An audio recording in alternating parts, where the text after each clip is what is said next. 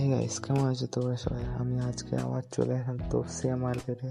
সামনে আমার বাবা যাচ্ছে, আমার মামা যাচ্ছে, তো আমিও যাচ্ছি মাল টাল কিনে নিয়ে।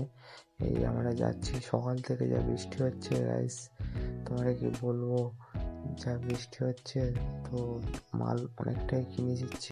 আজকে অনেকটা চেয়ারই কাজ হবে, আমিও খানিকটা মাল নিয়ে কাঁধে করে হেঁটে হেঁটে যাচ্ছি। সকাল থেকে যা বৃষ্টি হচ্ছে, কিছু করার নেই, আমাদের কষ্ট করে খেতে হবে গাইস, কিচ্ছু করার নেই। ফাইনালি আমরা এসে পড়লাম এখানে লিফটে উঠলাম। আমরা যাব 5তলাতে।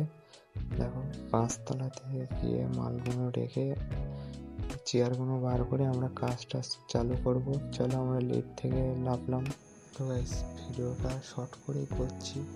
আমাদের এখানে কাজ চালু হয়ে গিয়েছে, আমরা কাজ করেই যাচ্ছি।